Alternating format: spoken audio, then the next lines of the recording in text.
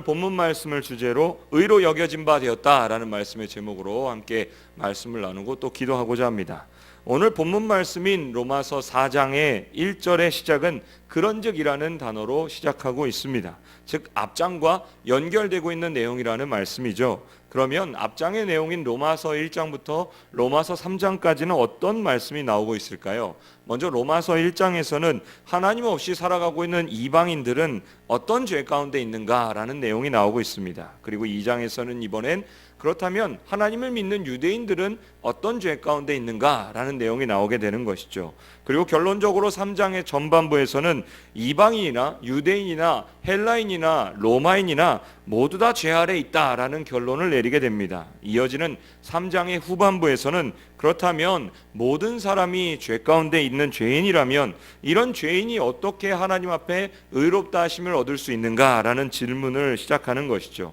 그리고 그 대답으로서 죄인들은 자신의 그 어떤 행동으로서가 아니라 오직 예수 그리스도를 믿음으로써만 의롭다함을 얻을 수 있다라는 사실을 기록합니다. 그리고 나서 오늘 본문의 4장에 그런즉이라는 말씀의 내용으로 시작하고 있는 것이죠. 여기서 사도 바울은 예수 그리스도를 믿음으로 의롭다함을 얻은 사람들의 실제적인 사례를 기록하고 있습니다. 로마서는 시대와 장소를 초월한 하나님의 말씀입니다. 그러나 사도 바울이 편지를 썼을 때 이 로마서를 받는 1차적인 사람들은 바로 로마에 살고 있는 유대인 그리스도인들이었습니다. 그러면 이 유대인들에게 가장 존경받는 사람이나 가장 권위 있는 사람 하면 누구를 들 수가 있을까요? 사도 바울은 유대인들이 가장 존경하는 사람인 아브라함과 다윗 이 두 사람의 사례를 들어서 설명하고 있습니다. 이 두 사람을 통해서 행함이 아니라 오직 믿음으로 의롭다함을 얻을 수 있다는 사실을 증거하고 있는 것입니다. 먼저 아브라함의 경우를 보면 한 가족을 이끌고 갈대아 우르에서부터 이 가나안 땅으로 개척을 시도한 사람이다라고 할 수가 있습니다. 아브라함은 하나님으로부터 너의 자손이 하늘의 별같이 또 바닷가의 모래알처럼 많아질 것이다 라는 축복을 받았던 사람이죠. 또한 아브라함은 아주 독특한 민족이었던 이스라엘 민족의 조상일 뿐만 아니라 동시에 전 세계에 흩어져 있는 그리스도인들의 믿음의 조상으로 불리는 사람이기도 합니다. 그렇다면 지금 사도 바울이 로마서에서 먼저 아브라함을 소개하고 있는 이유가 어디 있을까요? 아브라함이 이러한 놀라운 이력서와 타이틀을 가지고 있기 때문일까요? 아니면 그가 구원을 받고 의롭다함을 얻을 수 있었다는 것은 너무나 당연한 사실이라는 것을 증명하기 위해서일까요? 아닙니다. 오히려 정반대입니다. 아브라함을 설명할 수 있는 이 모든 이력에도 불구하고 아브라함도 자기 행위로서는 하나님 앞에 의롭다함을 얻을 수 없다라는 사실을 오늘 본문은 강조하고 있는 것입니다. 유대인의 대표격인 아브라함이 자기의 행위를 가지고 의롭다함을 얻을 수 없었다면 여러분과 저 가운데에서 어떠한 행위나 어떠한 공적을 가지고 하나님 앞에 의롭다함을 얻을 수 있는 사람이 존재할 수 있을까요? 게다가 아브라함 때 율법은 있지도 않았습니다. 그러니까 아브라함은 분명히 율법을 지키는 행위로서 의롭다함을 얻은 사람이 아니라는 것이죠. 그것이 본문 13절의 말씀입니다. 우리 다 같이 13절의 말씀을 화면을 보시고 함께 읽어보시겠습니다. 아브라함이나 그 후손에게 세상의 상속자가 되리라고 하신 언약은 율법으로 말미암은 것이 아니요 오직 믿음의 의로 말미암은 것이니라. 게다가 본문 9절 이하에 보시면 이번에는 아브라함의 할례에 대해서 말씀하고 있습니다. 물론 아브라함이 할례 받은 것은 사실이죠. 창세기 17장에 아브라함이 할례 받은 것을 증거하고 있습니다. 그러나 우리가 주목해야 하는 것은 그 이전에 창세기 15장에 보시면 아브라함의 할례 받기 이전에 먼저 믿음으로 의롭다함을 얻었다는 것입니다. 다 같이 본문의 9절과 10절의 말씀을 함께 읽어보시겠습니다. 그런즉 이 복이 할례자에게냐 혹은 무할례자에게도냐 무릇 우리가 말하기를 아브라함에게는 그 믿음이 의로 여겨졌다 하노라. 그런즉 그것이 어떻게 여겨졌느냐 할례시냐 무할례시냐 할례시가 아니요 무할례시니라. 아브라함이 의롭다함을 얻은 것이 할례를 받음으로써입니까 아니면 무할례십니까? 무할례시라고 말씀하고 있습니다. 그렇다면 아브라함이 믿음으로 의롭다함을 얻었다는 사실은 오늘 저와 여러분에게 어떠한 의미가 있을까요? 우리가 하나님을 믿는다는 것은 언제나 우리에게 믿음의 강조점이 있는 것이 아니라 믿는 대상인 하나님께 강조점이 있는 것입니다. 그렇다면 아브라함이 믿음으로 의롭다함을 얻는다는 것은 어떤 의미입니까? 믿음은 하나님의 은혜를 받아들이는 통로에 불과하다는 것입니다. 아브라함이 얻은 구원은 그가 믿었던 믿음의 대상인 하나님이 주시는 은혜 때문에 가능할 수 있었다라는 것이죠. 은혜라는 것이 무엇입니까? 값없이 베풀어 주는 것입니다. 은혜란 자격이 없는 사람들에게 주시는 하나님의 일방적인 호의가 되는 것입니다. 본문의 1절과 2절의 말씀을 보십시오. 그런즉 육신으로 우리 조상인 아브라함이 무엇을 얻었다 하리요? 만일 아브라함이 행위로서 의롭다 하심을 받았으면 자랑할 것이 있으려니와 하나님 앞에서는 없느니라 라고 말씀합니다. 계속해서 이어지는 4절의 말씀을 보시면 일하는 자에게는 그 삭시 은혜로 여겨지지 아니하고 보수로 여겨지니와 라고 말씀하고 있습니다. 만일에 식구를 먹여 살릴 수 있는 능력도 없고 재산도 없는 가장이 있다고 예를 들어보겠습니다. 그래서 할 수 없이 어느 공장에 가서 하루만 고용해달라고 사정해서 하루 종일 열심히 일해서 이 10만 원을 받게 된 것이죠. 열심히 일한 대가로 받은 10만 원은 보수일까요? 아니면 은혜일까요? 노동의 대가로 받은 것이기 때문에 당연히 보수이죠. 그런데 일한다고는 했지만 아무 기술도 아무 능력도 없어서 하루 종일 공장에 와서 맴돌기만 하고 아무런 일도 못했는데 그럼에도 불구하고 공장장이 불쌍하게 여겨서 10만 원을 줬습니다. 그렇다면 그것은 보수일까요? 은혜일까요? 이것이 바로 은혜라는 것이죠. 전혀 자격이 없는 자들에게 베풀어지는 호의가 바로 은혜라는 것입니다. 우리 다 같이 본문의 3절의 말씀을 보시고 다시 한번 함께 읽어보시겠습니다. 이를 아니하실지라도 경건하지 아니한 자를 의롭다 하시는 이를 믿는 자에게는 그의 믿음을 의로 여기시나니. 사랑하는 성도 여러분, 우리가 늘 깨닫고 늘 고백해야 하는 사실은 우리가 하나님 앞에 정말로 내어놓을 만한 것이 아무것도 없다라는 사실입니다. 하나님 앞에서 하나님 제가 예배를 드렸으니, 하나님 제가 기도를 했으니, 하나님 제가 봉사와 헌신을 했으니 하나님은 저를 마땅히 받아주셔야 합니다라고 말할 수 있는 사람은 아무도 없다라는 것이죠. 그렇다고 불의함에도 불구하고 하나님을 믿었더니 하나님이 나를 무조건 의롭게 봐주신다는 식으로 하나님을 잘못 오해해서도 안 됩니다. 죄인일지라도 하나님 앞에 나온 우리를 의롭다 하시기 위해서는 하나님 편에서 치러야 할 대가가 반드시 있었다라는 것입니다. 오늘 본문에는 아브라함이 하나님을 믿었다라는 사실만 강조되고 있죠. 이것은 창세기 15장에 수많은 약속을 주시겠다는 하나님의 약속의 말씀을 믿은 것입니다. 그렇다면 아브라함이 하나님을 믿었다는 그 사실은 구체적으로 어떤 의미를 가지고 있을까요? 그것을 갈라디아서 3장 8절에서는 이렇게 말씀합니다. 우리 화면을 보시고 함께 말씀을 읽어보시겠습니다. 또 하나님이 이방을 믿음으로 말미암아 의로 정하실 것을 성경이 미리 알고 먼저 아브라함에게 복음을 전하되 모든 이방인이 너로 말미암아 복을 받으리라 하였느니라. 이 말씀은 하나님 없이 살고 있는 모든 이방인들이 아브라함을 통해서 복을 받을 것이다 라는 말씀입니다. 어떻게 이것이 가능할까요? 구체적으로 보면 아브라함이 아니라 아브라함의 후손을 통해서 받게 되는 것이죠. 하나님은 아브라함에게 하늘의 별처럼 바닷가의 모래알처럼 많은 후손을 주실 것을 약속했습니다. 그런데 그 많은 자손들이 모든 사람에게 복이 되는다고 말씀하는 것일까요? 갈라디아서 3장을 계속해서 읽어보면 16절에서 그 답을 찾을 수가 있습니다. 우리 함께 읽어보시겠습니다. 이 약속들은 아브라함과 그 자손에게 말씀하신 것인데 여럿을 가리켜 그 자손들이라 하지 아니하시고 오직 한 사람을 가리켜 내 자손이라 하셨으니 곧 그리스도라. 성경은 이렇게 말씀합니다. 아브라함이 많은 자손을 둘 것이다 라는 사실이 중요한 게 아니라 그 많은 자손 가운데에서 한 중요한 자손이 바로 그리스도다 라는 것입니다. 핵심이 이것이죠. 아브라함의 후손 가운데 그리스도가 오신다는 것입니다. 죄 속에 빠져있는 인간을 구원하기 위해서 하나님은 아브라함의 후손 가운데에서 예수 그리스도, 즉 메시아를 보내셨습니다. 그리스도가 십자가에 피 흘려 돌아가실 것이며 이로써 죄사함 받고 모든 사람이 예수 그리스도를 믿는 사람이 의롭다함을 얻게 된다는 것이죠. 아브라함은 바로 그 내용을 자세하게 오늘 말씀을 읽고 있는 우리처럼 이해하지는 못했다 할지라도 하나님이 자신의 후손을 통해서 인류를 구원하실 구원자를 보낸다는 사실을 믿었습니다. 하나님께서 전했던 복음, 모든 사람이 너로 말미암아 이 복을 받게 된다는 사실을 믿었던 것이죠. 그러면 아브라함의 이 믿음과 오늘 저와 여러분의 믿음이 다를까요? 본질적으로 같은 믿음입니다. 아브라함은 하나님이 그의 후손을 통해서 보내주실 메시아를 믿었고 오늘 우리는 말씀을 통해서 이미 보내주신 예수 그리스도를 믿었습니다. 이 믿음은 아브라함이 믿었던 믿음과 본질적으로 같은 믿음이라는 것이죠. 그러면 갈라디아서 3장 7절의 말씀을 보십시오. 우리와 아브라함 사이에서는 수천 년의 시간 차이가 있음에도 불구하고 바울은 담대하게 이렇게 선포하고 있습니다. 함께 말씀을 읽어보시겠습니다. 그런즉 믿음으로 말미암은 자들은 아브라함의 아들인 줄 알지어다.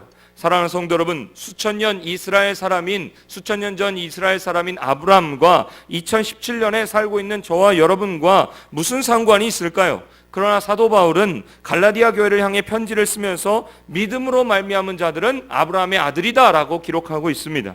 왜 그렇습니까? 아브라함이 하나님을 믿었던 그 믿음이 동일하게 오늘 저와 여러분에게 있기 때문에 그렇습니다. 우리는 아브라함이 믿었던 하나님을 예수 그리스도로 말미암아 똑같이 섬기게 되었으므로 아브라함의 아들이라는 것이죠. 하나님께서 주신 언약을 믿음으로 말미암아 의롭다함을 얻을 수 있었던 아브라함처럼 오늘 저와 여러분도 예수 그리스도를 믿음으로 말미암아 의롭다함을 얻을 수 있는 줄로 믿습니다. 두 번째로 행함으로 아니라 믿음으로써 의롭다함을 얻을 수 있었던 예로 사도 바울은 다윗을 들고 있습니다. 이스라엘의 역사에 있어서 두 인물을 말하라면 아브라함과 다윗을 줄 수 있죠. 그래서 신약의 첫 줄은 이렇게 소개하고 있습니다. 마태복음 1장 1절에서는 아브라함과 다윗의 자손 예수 그리스도의 계보라라고 말씀하고 있습니다. 다윗이 누구입니까? 오늘날 이스라엘 민족을 상징하는 것은 바로 다윗의 별이죠. 그래서 이스라엘 국기에도 다윗의 별이 그려져 있는 것을 볼 수가 있습니다. 그런 이스라엘 백성의 목자였습니다. 남과 북이 나눠져 있었던 민족을 통일했던 왕이죠. 또한 다윗은 뛰어난 음악가이자 뛰어난 시인이었습니다. 그가 찬양을 부르고 악기를 연주할 때 악기가 떠나간 것을 우리는 볼 수가 있습니다. 뿐만 아니라 지금도 우리의 가슴을 뛰게 하고 우리의 상처를 치유하는 수많은 시편들을 보게 되면 거기에는 바로 다윗의 시라는 이름이 붙어 있습니다. 제가 이 말씀을 왜 드릴까요? 이런 다윗이 하나님 앞에 의롭다함을 얻은 것은 너무나 당연한 것이라고 말씀드리는 것일까요?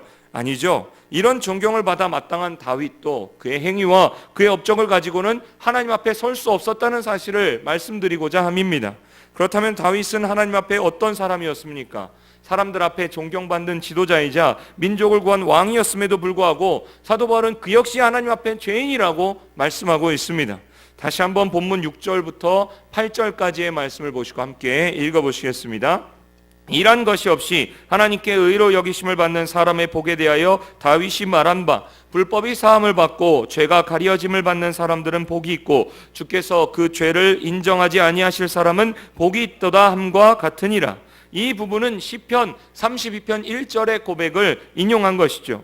여기에 불법과 죄라는 말이 나오고 있습니다. 다윗도 하나님 앞에는 불법한 사람이었고 죄인이었음을 고백할 수밖에 없었다는 것입니다. 다윗의 생애에 있어서 가장 행복했던 순간이 언제일까요? 돌이켜보면 자기 민족을 위협받고 있는 그 골리앗을 물리쳤을 때가 제일 행복했던 순간일까요?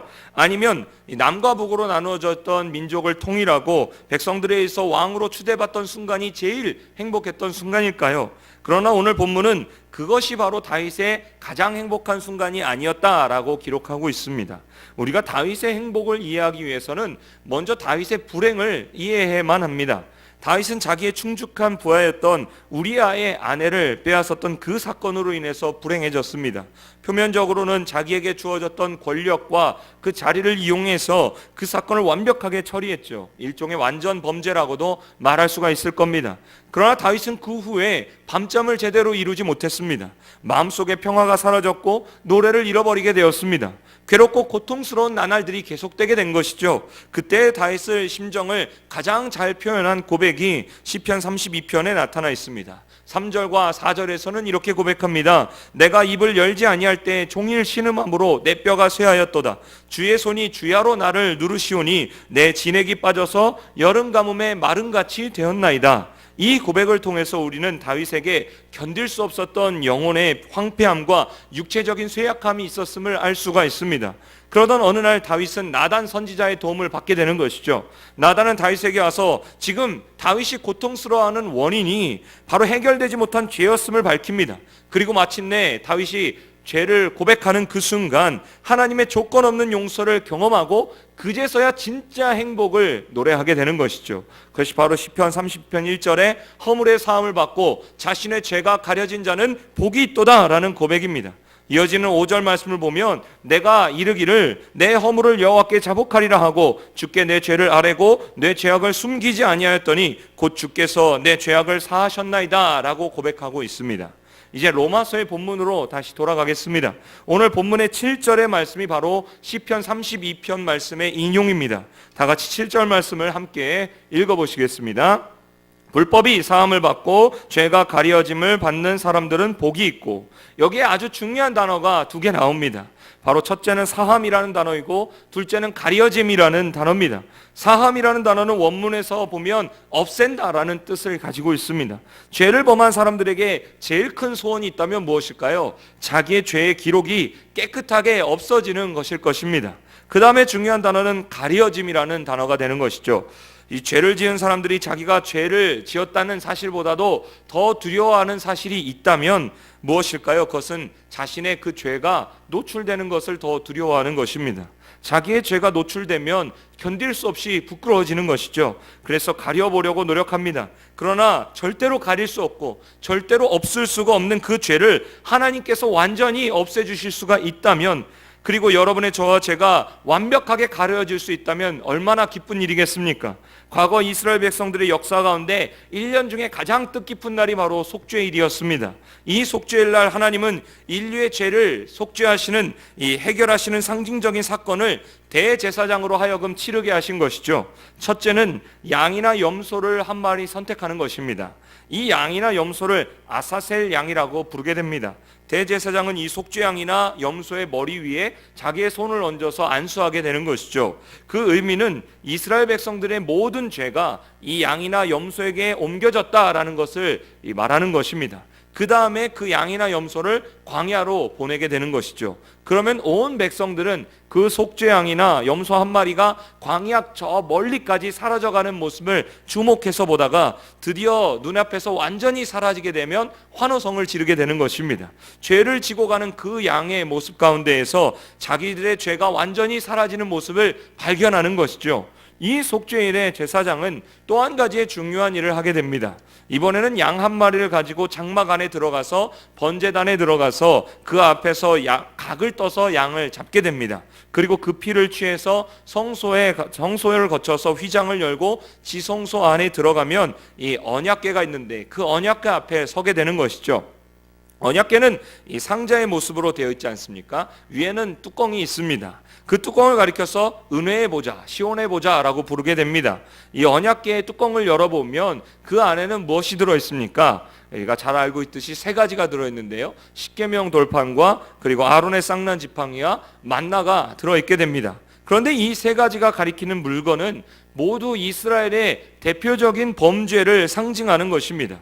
그것은 하나님의 율법을 깨트린 상징이 바로 십계명이고, 하나님의 권위에 도전한 것이 바로 아론의 쌍난 지팡이이자 하나님의 축복을 도리어 원망으로 바꾼 것이 바로 만나라는 것입니다.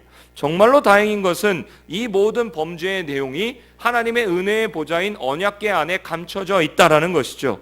이 닫혀져 있는 언약궤의 뚜껑에다가 대제사장이 속죄일에 피를 뿌리게 되는 것입니다. 그렇다면 하나님이 보실 때에는 무엇만 보일까요? 불순종과 범죄함의 내용들이 보이는 것이 아니라 그 위에 덮어져 있는 피만 보이게 되는 것입니다. 사랑하는 성도 여러분, 베드로전서 1장 2절에서는 그리스도인들을 가리켜서 예수 그리스도의 핏부림을 얻기 위하여 택하심을 받은 자들이라고 말하고 있습니다. 지성소의 언약궤를 오늘날 저와 여러분의 마음과 한번 비교해 보십시오. 언약궤의 안을 들여다보듯이 우리의 마음을 열어보게 되면 무엇이 들어있게 될까요? 이스라엘 백성들과 똑같이 하나님의 율법을 깨트린 죄와 하나님의 축복을 원망으로 바꾸고 있었던 죄와 하나님의 말씀 앞에 불순종하고 있었던 죄가 보이지 않겠습니까? 그러나 하나님의 진노가 임해야 할 저와 여러분이 예수 그리스도를 의지했을 때 하나님은 무엇을 보실까요? 십자가의 보혈로 핏부림을 얻은 백성들에게 하나님이 보시는 것은 죄가 아니라 예수 그리스도의 피를 보시게 되는 것입니다. 예수 그리스도의 피로써 저와 여러분의 죄가 완전히 가리워진 사실을 믿으시기를 바랍니다. 그래서 십자가 앞에 나와서 나의 죄를 담당하시고 보혈을 흘려주신 주님을 만나는 사람마다 세상이 줄 수 없는 놀라운 평안과 기쁨을, 그 다윗이 얻었던 행복을 누리게 되는 것이죠. 오늘 말씀을 맺겠습니다. 구원이란 죄사함과 동시에 의롭다함을 얻게 되는 것입니다. 그것이 아브라함의 행복이자 오늘 본문에 나오는 다윗의 행복이었고, 그리고 아브라함의 체험이자 다윗이 경험했던 체험이었던 것입니다. 어떻게 우리도 이 행복을 체험할 수 있겠습니까? 그것은 예수 그리스도를 믿음으로써만 가능합니다. 예수 그리스도를 믿음으로 우리의 불법이 사함을 받고 그 피로 우리의 죄가 가리어짐을 받게 되는 것입니다. 예수 그리스도를 믿음으로 그 어떤 행위로도 하나님 앞에 설 수 없는 저와 여러분이 의롭다함을 얻었습니다. 아브라함이 오늘 얻었던 그 참된 기쁨과 그 참된 행복을 누릴 수 있는 우리 모두가 되시기를 주님의 이름으로 축원드립니다. 기도하시겠습니다. 아버지 하나님 감사합니다. 오늘 하나님의 말씀과 같이 우리의 그 어떤 행위와 우리의 그 어떤 모습으로 하나님 앞에 구원함을 얻을 수 없음을, 의롭다함을 얻을 수 없음을 깨닫게 됩니다. 아브라함의 모습과 다윗의 모습을 통해서 모든 것이 하나님의 은혜임을 깨닫게 되는 것처럼 오늘 예수 그리스도를 믿음으로서만 의롭다함을 확신하게 하여 주시고 주님 앞에 나아갈 수 있는 우리가 되게 하여 주시옵소서. 날마다 십자가의 보혈 앞에 엎드려 하나님의 말씀을 믿음으로 나아감으로 말미암아 예수 그리스도의 십자가의 보혈로 덮어짐을 받는 우리가 되게 하여 주시고 허물의 사함과 죄가 가려지는 복을 경험하는 우리 모두가 되게 하여 주시옵소서. 그래 구원의 기쁨과 감사를 회복하여 주님 앞에 감사로 고백할 수 있는 우리가 될 수 있도록 주여 붙잡아 주시옵소서. 감사와 찬양을 주님께 드리며 예수님의 이름으로 기도드립니다. 아멘.